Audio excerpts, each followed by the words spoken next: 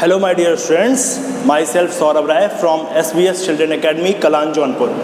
Students, in last class we had discussed about the separation methods. We had already discussed the separation method by evaporation, by sublimation and by separating funnel. Now the next method is method number 4.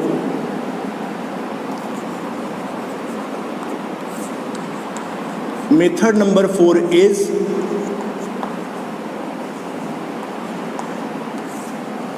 how can you separate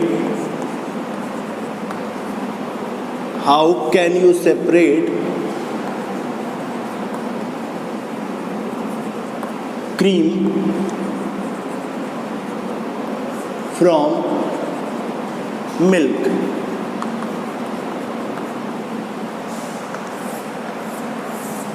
How can you separate cream from milk? Students, this separation method is used when the solid particle is in the form of solid state. क्या होगा? जो आपका solute होगा उसकी पहली condition क्या है? That will be in solid state and it is very small and lighter, and the solvent will be liquid.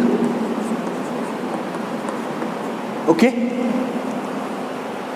if we have the very small and lighter solid particle present in the liquid, then we use this method known as centrifugation.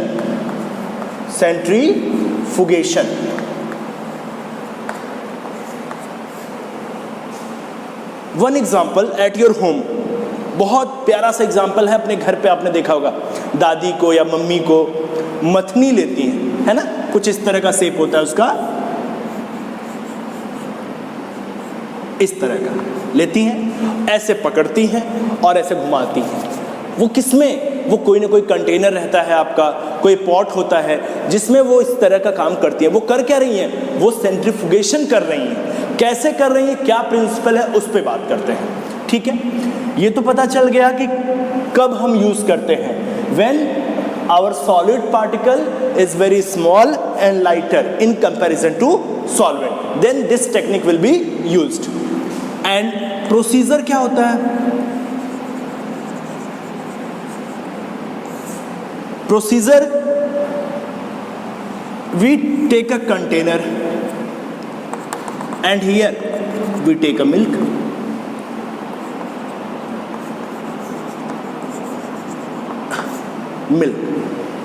इसमें जो lighter part है वो fat है, ये इसका lighter part है. बहुत ही small size of particle होते हैं फैट के. ठीक है, when a solution, a liquid will start rotation in high speed. बहुत तेजी से जब आप रोटेशन करेंगे, the lighter particle, let us consider it is the fat particle present in the lighter particles come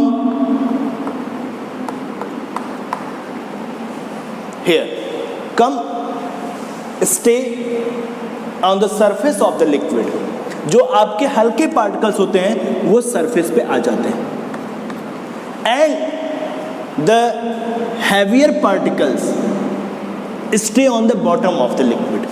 जो हैवियर पार्टिकल होते हैं वो आप कहाँ रह जाते हैं? वो बॉटम में रह जाते हैं. तो इसको कह सकते हैं, जो प्रिंसिपल है इसका, that is this technique is based upon this method is based upon the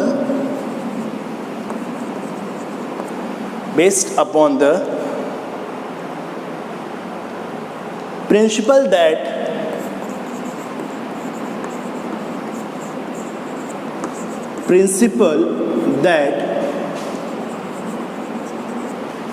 when a liquid rotated at high speed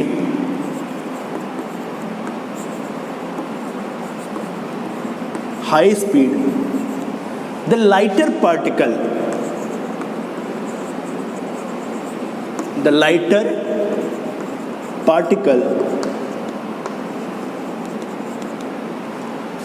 come on the surface of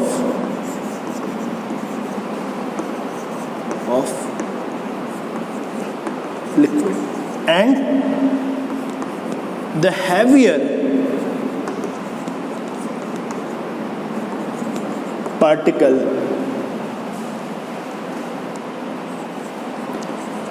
will stay on the bottom of the liquid. That is the principle. Simple method है, घर पे भी use करते हैं. Question, पहला question, what type of particle can be separated by centrifugation methods? Clear?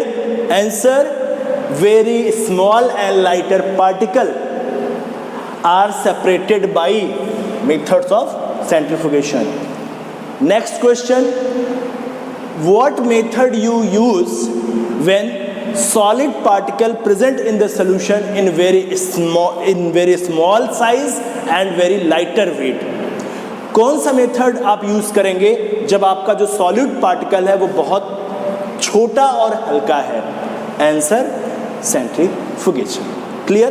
That is the methods of centrifugation. जो centrifugation का use होता है, जो इसका एप्लीकेशन है,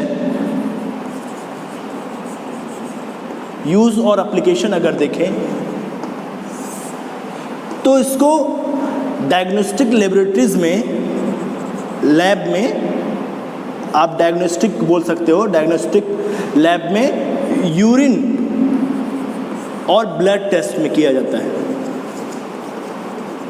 ठीक है. दूसरा जो यूज है, इसका यूज वॉशिंग मशीन में होता है. वॉशिंग मशीन में क्या करने के लिए? To squeeze out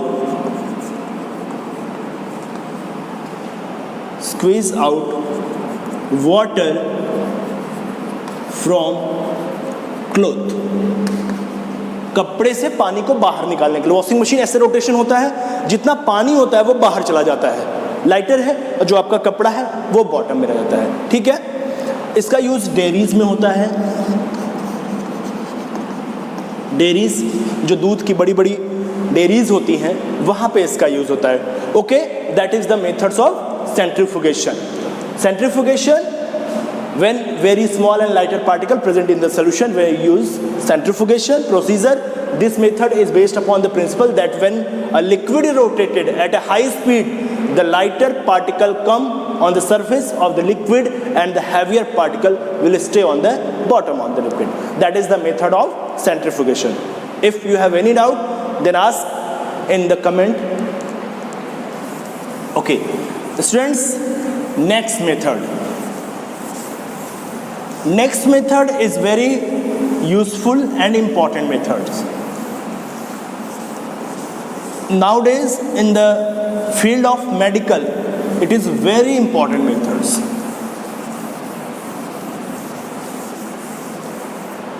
First,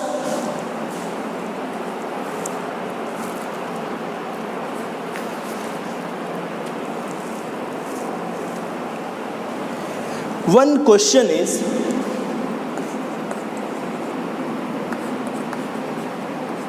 the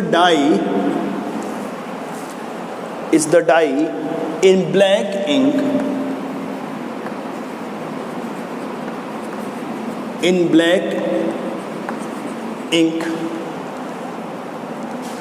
a single color?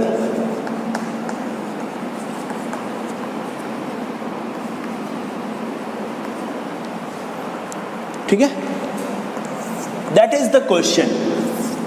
Question क्या है कि जो आपकी ब्लैक इंक होती है, ink is the component of water and die.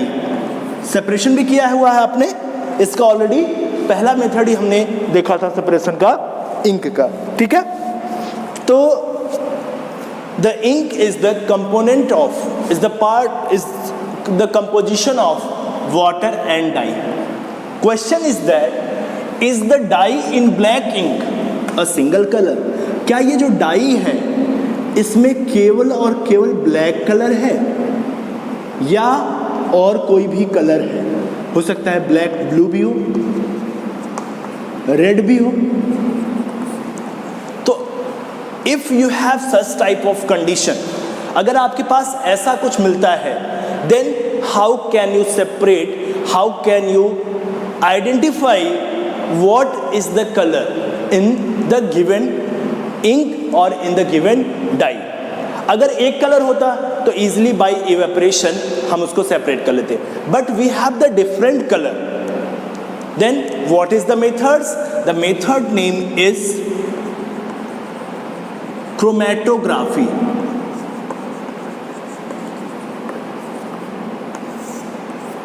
Chromatography, chromatography methods is based upon the solubilities of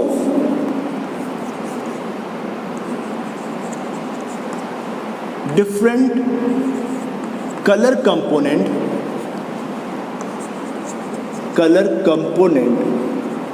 present in dye। Meaning students, चलिए ये मान लीजिए हमने ले लिया इंक, इस इंक में मान लीजिए आपका है ब्लू कलर, रेड कलर और ब्लैक कलर, 3 कलर मान लीजिए इंक में है, ठीक है। और आपको सेपरेट करना है और पता नहीं है आपको, बस केवल आपके पास क्या है, ये इंक है, ठीक है। इस टेक्निक की सबसे खास बात होती है that is based upon the solubility. Solubilities क्या होती है? Maximum amount of solute which can be dissolve in the solvent. जैसे वाटर है, अगर आपने 1 गिलास पानी लिया और अगर उसमें 2 चम्मच चीनी से ज़्यादा आप डिजॉल्व नहीं कर पा रहे हैं, तो उस वाटर की जो सॉल्युबिलिटी होगी वो 2 स्पून होगी, 2 चम्मच होगी, ठीक है। अगर आपने वाटर लिया, उसमें आप 20 ग्राम साल्ट से ज़्यादा डिजॉल्व नहीं कर पा रहे हैं, तो उस वाटर की जो सॉल्युबिलिटी होगी वो साल्ट के रिस्पेक्ट में 20 ग्राम होगी। अब ये जो टेक्निक है that is based upon the solubilities. Different coloured component present in the ink in different solubilities, in different amount, कह सकते हैं different colour component present in dye in a different different amount. अब different amount में वो present होते हैं। अब आप करेंगे क्या? देखिए, बहुत ध्यान से देखिएगा, बहुत इंपॉर्टेंट मेथड्स हैं। आप लेंगे एक क्रोमैटोग्राफी पेपर, ठीक है। We take a chromatography paper and draw the line across the width of the chromatography paper near about 3 centimeter from the bottom। 3 centimetre ऊपर आप ऐसे डॉटेड लाइन लगाएंगे, ठीक है, इस तरह से। और ये किससे लगाना आपको? पेंसिल से लगाना है, पेन से नहीं, बिकॉज पेन में भी आपके इंक होती है तो वो आपको अफेक्ट करेगा। ये लाइन ड्रॉ कर दी मैंने 3 सेंटीमीटर, किस पे? पेंसिल से। अब जो आपके पास कंपोनेंट था, ये आपके पास कंपोनेंट था, इंक थी इसमें से 1 ड्रॉप ऑफ इंक आप यहां पे पुट कर दीजिए, ठीक है। और फिर इस क्रोमैटोग्राफी पेपर को, मेथड्स क्या है? First we take a chromatography paper. एक मिनट, ये समझ में आ गया आपका? चलिए अब पूरा का पूरा मेथड देखते हैं, इसको मिटाते हैं।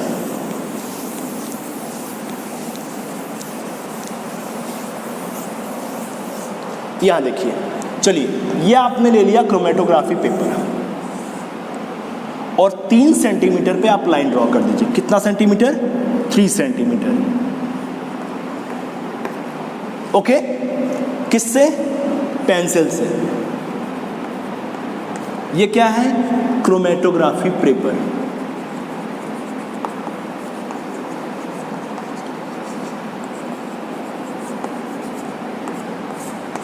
Chromatography paper. ओके, अब ये आपके पास वो कंपोनेंट है, वो इंक है जिसमें से आपको कलर्ड कंपोनेंट को बताना है कि कौन कौन सा कलर है। अब इसमें से एक ड्रॉप इंक आप यहाँ पे ड्रॉ कर दीजिए, ऐसे यहाँ पे ले लीजिए। ओके, अब इस पूरे के पूरे क्रोमेटोग्राफी पेपर को एक बीकर जिसमें आपने वाटर फिलअप किया है,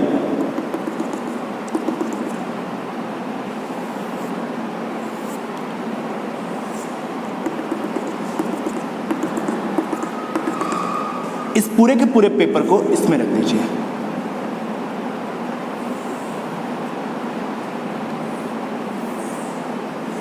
लेकिन आप कैसे रखोगे? You put it on the water so as the line draw is above the surface of the water. Sure, आपको ये जो लाइन ड्रॉ की है ये वाटर के सरफेस से ऊपर होना चाहिए, वाटर इसके सरफेस से नीचे होना चाहिए। होगा क्या? ये आपने लाइन ड्रॉ कर दी, ये आपका वाटर है। इस पे प्रिंसिपल काम करता है थ्रू कैपिलरी एक्शन।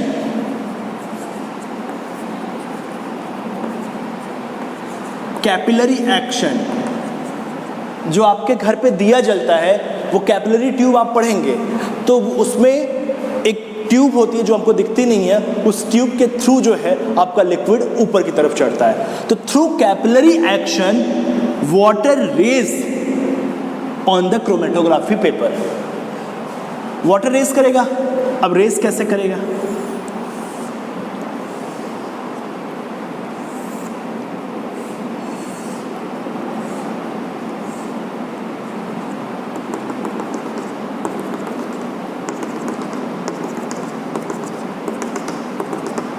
वाटर जैसे जैसे रेस करेगा, इसमें से जो कलर्ड कंपोनेंट हैं वो अलग अलग डायरेक्शन में मूव करने लगेंगे। ये and the component which dissolve in maximum amount move very fast. Consider that is the black.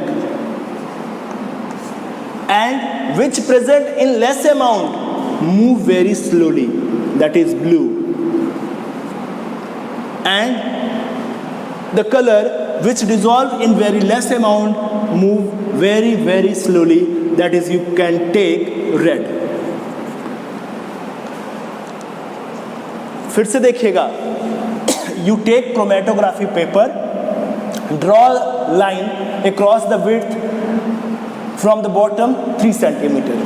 Okay, you put the whole chromatography paper in a beaker so as the line you draw is above on the surface of the water. Then you observe through the capillary action the different colored component raised on the chromatography paper in different way, अलग अलग रास्ते से, अलग अलग तरीके से। The component which dissolve in maximum amount move very fast and got highest position on the chromatography paper, and the component which dissolved in less amount got low position on the chromatography paper, and the component which dissolved in very least amount, that is raised very very low on the chromatography paper, that got lowest position. It means that we have the ink and the dye component have 3 color, that is black, blue and red. Maximum dissolve कौन है? Black है। क्यों? क्योंकि सबसे highest position तक गया। उसके बाद कौन सा है? ब्लू, उसके नीचे तक गया। उसके बाद कौन है? रेड। तो ये जो इंक है, इस इंक में डाई कंपोनेंट के पास 3 कलर और तीनों का अलग अलग ऑब्जर्वेशन, कौन ज़्यादा डिसॉल्व है, कौन कम। Students, that are the method chromatography. You have the homework to write the application of chromatography in different field. आपको क्रोमेटोग्राफी का एप्लीकेशन लिखना है और ये पूरा का पूरा मेथड्स। कोई भी जब आप हेडिंग लिखते हो सेपरेशन में, तो सबसे पहले व्हाट टाइप ऑफ पार्टिकल के लिए ये यूज होता है, ये बताया करिए। What type of component can be separated, ये बताया करिए। यही से क्वेश्चन होता है, कैन बी सेपरेटेड। उसके बाद इसका प्रोसीजर लिखा करिए, प्रोसीजर लिखा करिए, और फिर principle. After that application. Application is most important thing. ये सेपरेशन में ये 4 हेडिंग होना बहुत ज़रूरी है। जब आप नोट्स बनाएंगे तो इस बात का ध्यान रखिएगा। Okay, next methods, distillation and fractional distillation. बहुत थोड़ा सा डिफरेंस होता है इसमें, इसलिए इन दोनों को एक साथ पढ़ेंगे। Okay, thank you and have a nice day.